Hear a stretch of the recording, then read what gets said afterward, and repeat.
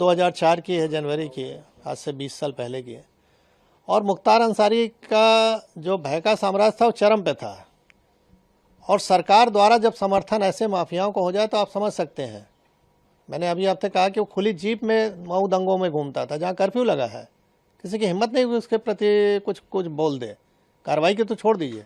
और उस समय मैंने लाइट मशीन गन रिकवर की। आज तक उत्तर प्रदेश में केवल एक ही रिकवरी है, न उसके पहले कभी हुई, न 20 साल हो गया अब तक हुई है। और उसमें पोटा भी लगाया, क्योंकि पोटा एग्जिस्ट करता था। तो मैंने स्टैंड लिया उसके प्रति कि नहीं, ये गलत है और ये इसको जेल जाना होगा। लेकिन मुलायम सिंह की सरकार तत्कालीन अल्पमत की सरकार थी, किसी भी कीमत पे इसको बचाना चाहते थे, और उन्होंने अंत में हम लोग पर प्रेशर बनाया, अधिकारियों पर प्रेशर बनाया। जब कोई नहीं सुना तो आईजी जोन जो थे उनका ट्रांसफ़र, डीआईजी रेंज का ट्रांसफ़र, एसएसपी एसटीएफ हमारे थे उनका ट्रांसफ़र, और अंत में ऐसा माहौल बनाया गया कि मुझे भी रिज़ाइन करना पड़ा 15 दिन बाद ही। लेकिन मैंने रेजिग्नेशन में लिखा और जनता के सामने इस चीज़ को रखा आप लोग के माध्यम से कि देखिए, जनता पॉलिटिकल सिस्टम में आप ही ने चुना है इस सरकार को, और किस तरह की ये सरकारें चल रही हैं कि जो माफियाओं के निर्देश पे काम कर रही हैं। हम लोग चुन के आते हैं, सेलेक्ट होते हैं, यानी जब तो बोला जाता है कि आप पब्लिक सर्वेंट हैं। आम बोलचाल की भाषा में हम कहते हैं गवर्नमेंट सर्वेंट है, और हो गए हम पार्टी के एजेंट अगर काम करें जिस तरह से वो कह रहे हैं। तो ये गिरावट की स्थिति बहुत ही खतरनाक थी। धीरे धीरे इस पर लगाम लगा है। न्यायालय में अब निर्णय आने लगे हैं जो कभी नहीं आते थे, दशकों तक, 2-2 दशक तक नहीं आए, अब आ रहे हैं 3-3 दशक के बाद। तो स्थिति बदली है, नो डाउट, और उसका नतीजा आप लोग देख रहे हैं कि अपराध में कुछ भी हो रहा है। सर, क्या लगता है उस समय कितनी बड़ी चुनौतीपूर्ण रही कार्रवाई जो मुख्तार अंसारी पे आपने की, और आज जिस तरह से आपने कहा न्यायालय में निर्णय आ रहे हैं, कानून व्यवस्था जिस तरह से है, उस समय अगर वो ऐसा रहता तो क्या उस समय मुख्तार अंसारी पे कार्रवाई हो सकती थी? नहीं, स्वाभाविक है। अगर शासन प्रशासन, हम तो किसी सपोर्ट की भी उम्मीद नहीं करते थे, हम तो अपने दम पे रिकवर किया, मैंने अपनी टीम के साथ।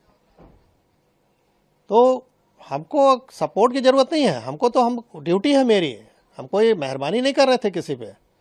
हमारी ड्यूटी है कि ऐसे असामाजिक तत्वों को रोका जाए जो जनता के लिए कहर बन सकते हैं। तो मैं तो अपनी ड्यूटी कर रहा था। अगर मुझे ये ड्यूटी केवल करने दिया जाता, मुझे सपोर्ट की कोई ज़रूरत नहीं। सपोर्ट तो सिस्टम बना हुआ है गवर्नमेंट के कि हमको फोर्स दे रखा है, हमको आर्म्स एम्युनिशन दे रखा है। तो हम तो अपना ड्यूटी अगर खाली निभा दें ईमानदारी से तो जनता को अपने आप राहत मिल जाए। कहावत है कि पुलिस अगर चाहे तो पत्ता नहीं खड़क सकता, ये हकीकत है। मैंने एज ए डिप्टी एसपी, बहुत छोटा पद था, बड़ा पद नहीं था, लेकिन जहाँ भी रहता था 3 से 4 थाना क्षेत्र जो भी मेरे अंडर में रहे, उसमें किसी की हिम्मत नहीं है, मजाल नहीं थी कि कोई माफिया आके इंटरफेयर कर ले और कुछ वारदात कर ले, क्योंकि उसको मालूम था कि इस अधिकारी के मत्थे चढ़ गए तो हमारी जान जानी है, हम बचेंगे नहीं। आपकी कार्रवाई के बाद फिर आप पे दबाव बनाया गया? वही कि दबाव नहीं बनाया गया होता तो मैं इतनी अच्छी नौकरी क्यों छोड़ता भाई। जब मुझे लगा कि मैं अब कुछ नहीं कर सकता इन लोगों के सामने, तो कम से कम बाहर आके जनता को तो बताऊं कि हो क्या रहा है। शायद अगर हम नौकरी में रहे होते तो ये पक्ष कोई देख ही नहीं पाता कि किस तरह का दबाव बनता है। तो आज मैं जीता जागता उदाहरण हूं कि इस तरह की सरकार अगर रहे चले तो कैसे आप जनता को रिलीफ पहुंचाओगे। अगर सरकार सही नहीं चले तो अधिकारी काम नहीं कर सकता है। तो मैं बाहर आके इस चीज़ को रखा, जान जोखिम पर अपने डाला, परिवार की जान जोखिम में डाला। स्वाभाविक है कि अच्छी नौकरी के बाद हम कहीं अगर नौकरी प्राइवेट भी ज्वाइन करने तो इनके कॉल चले जाते थे कि इनको निकालिए अपने यहाँ से। किराए का मकान नहीं मिलता था, रात में सामान कहीं लेके रख दिया तो सवेरे वहाँ से खाली करना पड़ता था। तो ये सब चीज़ें देखी, लेकिन अब उस पर ज़्यादा नहीं बोलना है। हाँ, ये है कि जो जैसा करता है वैसा उसको भोगना पड़ता है।